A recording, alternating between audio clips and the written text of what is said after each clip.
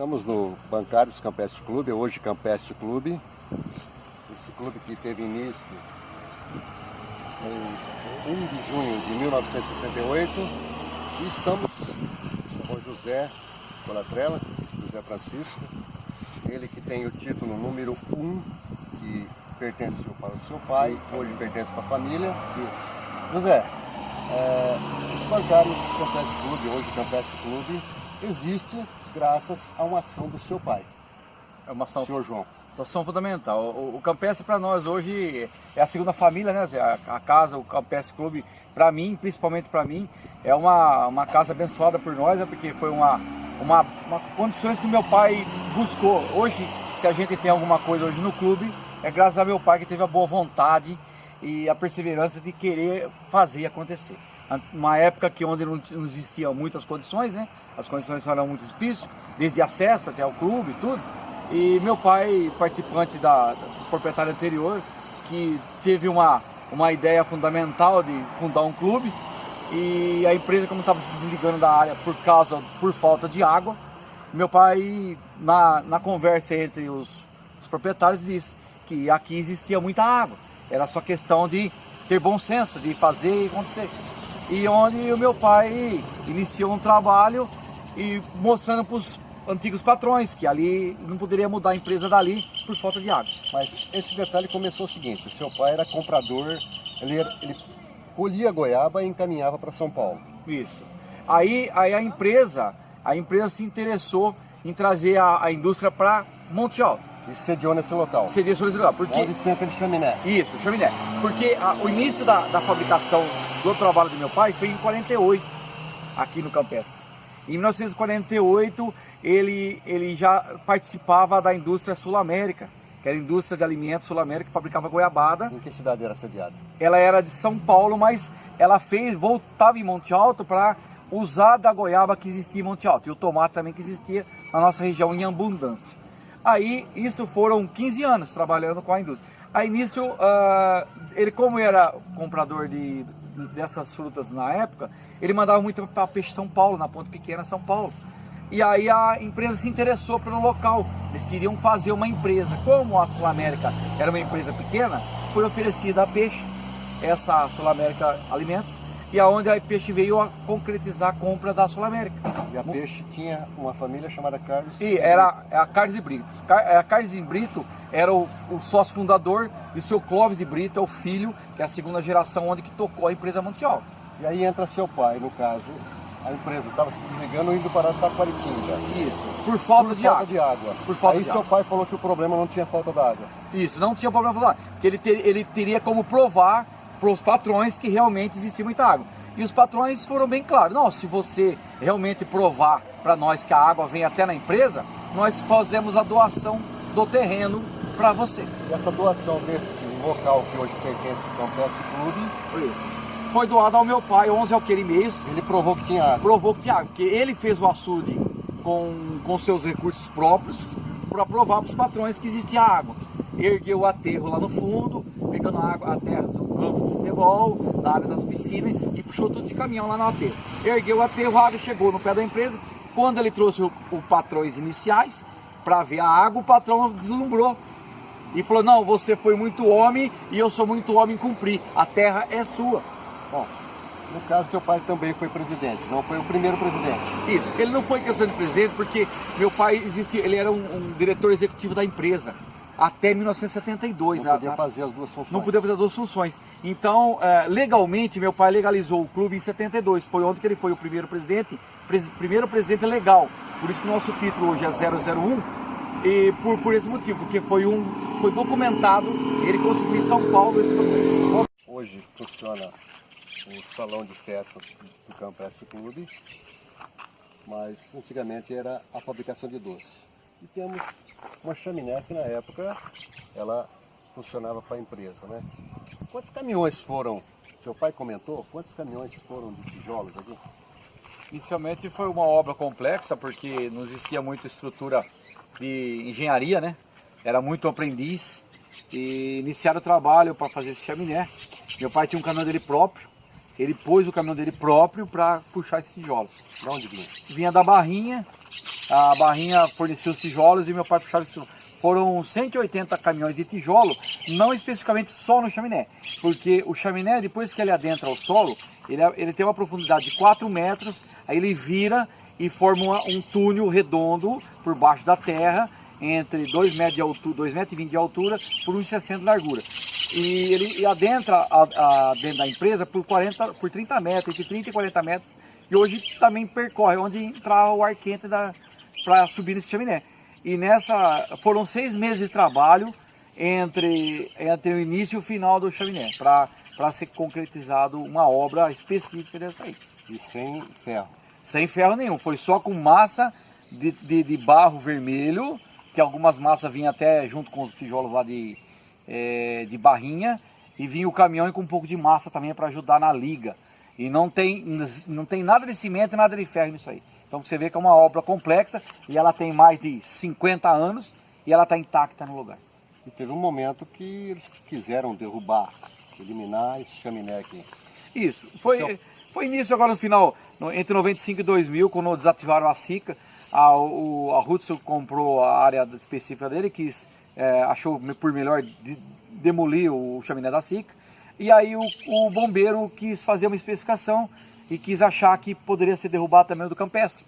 Mas aí meu pai foi contactado, ele entrou em conversa, em diálogos e com o que era a estrutura disso aí mostrou para os bombeiros qual que era a estrutura, aí eles fizeram perfurações para contactar que o que ele estava falando era real, as paredes, o túnel, a grossura da espessura das paredes, espessura de tijolos, era muito intacto, então o bombeiro deu o laudo que realmente ele estava em boas condições técnicas ainda de se manter de pé, mesmo depois de 50 anos de uso.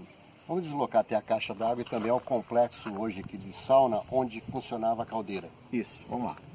Aqui nós temos a piscina, né? Onde hoje funciona a piscina, o salão de festas, onde era a produção. Aqui temos o complexo de piscina, de sauna, onde funcionava a caldeira. A área de depósito ali é descarga de matéria-prima, ali descarregava o tomate, as goiabas desse paredão. Descarregava aí depois que produzia para a produção. E essa caixa d'água aqui? Essa caixa d'água aí é outra obra complexa também, ela tem 0 cimento, 0 ferro, ela foi construída entre 50 e 55. Ela foi feita inteirinha de tijolos também lá, que foi naquelas viagens, 180 viagens, quando foi feito o chaminé, foi feito ela também. E ela tem uma profundidade mais ou menos de 8 metros. Ela tem 4 metros fora da terra e 4 metros no subsolo, inteirinha revestida com tijolos, feito com barro especial até hoje. E ela hoje serve de fornecimento de água para todo o complexo do campestre. E vocês podem observar aqui no desnível do solo, toda essa área de terra que saiu daqui, em torno de 1960, foi por acima do aterro. Essa área aqui foi desbravada para levar a terra para o aterro e a área do campo de futebol também para o aterro, para erguer o aterro lá. Vamos até o aterro então. Nós estamos aqui agora no aterro. Isso também é um trabalho que seu pai fez na época até concluir. Inicialmente esse é o trabalho inicial, onde conseguiu constituir toda essa área aqui de preservação. Esse aterro e essa área onde está a água hoje foram todas desbravadas, que era um sistema de vargem, né? E foi toda limpada essa vargem e foi erguida esse aterro com as terras lá da piscina e do campo de futebol. E foi erguida, aí onde nasceu o clube lá em cima, né? Para provar para os antigos patrões que a água era abundante. Quando viram a abundância dessa água aqui, impressionou até pela qualidade da água também. Então essa foi um desmotivo do campestre ter início de um trabalho muito exemplar, né? Muito bacana. E aqui hoje funciona já um clube com vários quiosques. Aqui temos uma corredeira de água, né? Que tem a ducha, né? E controla o nível da água, né? É um vazante, um controlador de nível de água. Isso aqui foi feito também nos anos 50, também 60. Quando ergueu o aterro, foi erguido ele, né? É uma coisa que está até hoje. Foi calculado com o engenheiro, a quantidade de água, tudo. E isso aí, o complexo está feito até hoje. Todo esse espaço de lazer que tem 11 alqueires e meio, hoje um pouco mais, porque foi adquirido um espaço mais, não teria se o seu João Colatrella não tivesse tido A ideia de essa achar ideia, né, de achar essa água, trazer essa água. e achar a terra necessária, porque precisava de uma qualidade de terra também. E essa terra, a terra do campo de futebol foi uma terra fundamental, com uma perfuração que para achar uma terra de massa muito forte, né? E ela deu um complexo muito bom no aterro. E a área da bote aqui, que era complexo aqui da quadra, e da bote também foi uma área também que foi doada a terra para o aterro. Tem esses desníveis, esses patamares, tudo em cima, toda essa área de terra foi designada para o aterro, pela qualidade da terra. José, então eu gostaria que agora você falasse sobre a galeria, já que seu pai está numa sequência no segundo de presidente, né? Sim. O Verte Alves foi o primeiro. Inicialmente o meu pai iniciou um trabalho em 68 com campestre, mas como ele era gerente comercial da indústria peixe, ele não poderia exercer 2 cargos. E o campestre não estava legalmente ainda, mas ele tinha muita força porque a empresa era muito grande, e ele requeria de boas condições em São Paulo para conseguir documentos de fundação, de alvará de licenciamento, por causa da área fluvial, tudo. E em 1970, depois de 2 anos de trabalho, ele conseguiu finalizar os documentos do campestre, onde ele passou a ser o novo presidente, porque com autorização do sócio proprietário da indústria, professor Clóvis de Brito, autorizou ele a ser presidente, ser o primeiro presidente, legalmente, e aí ele conseguiu concretizar a sua boa vontade de conseguir manter o clube e manter uma especificação para ele, família, que ele não tinha interesse nenhum na sua propriedade, e sim na coletividade. As paredes aqui a gente vê um tamanho bem grande, né? A espessura da parede nada mais é que é o mesmo trabalho que foi feito lá embaixo no chaminé. A área de construção, nada foi feito aqui com cimento e nem com ferro, e nem com cimento. Tudo foi feito de tijolo e massas do próprio local, e foi feito nessas condições. Por isso que foi feito um complexo em cima, autorizado pelo sistema de engenharia, porque foi feita uma estrutura muito forte, desde a área de fabricação como aqui na portaria, usando tudo o mesmo complexo de construção civil muito eficaz para a época, né? Eficaz para a época, que hoje nós estamos há mais de 60 anos, você vê que a parede não apresenta nenhuma rachadura, nenhuma trinca, e uma qualidade de trabalho. Isso meu pai sempre falou, tudo que foi feito no campestre é para 100 anos, não vai ser por menos. É uma honra da gente estar falando, porque foi tudo ele que passou em detalhes para mim, o que foi e o que aconteceu no campestre. E que ano que ele faleceu? Ele faleceu em 24 de junho de 2012. 2012, vai fazer agora 5 anos agora, que ele faleceu, mas infelizmente ele deixou um legado bom para nós, que ainda o honesto tem boas condições de vida ainda, porque nós poderíamos ser hoje nós poderíamos ser proprietário dessa área, né? E ele não, pela honestidade, provando para os patrões que ele ia fazer um clube para a cidade sem fins lucrativos, que a intenção do campestre era sem fins lucrativos, era só o sócio para se manter. Por isso que hoje nós temos mais de 3 mil sócios no clube, e eu espero que alguém dos sócios tenha boa vontade em saber da história do clube, porque foi uma luta para conseguir isso, foi uma luta, foi uma perseverança e uma qualidade de vida que meu pai conseguiu manter isso aqui de pé, e nós, sempre com boa vontade.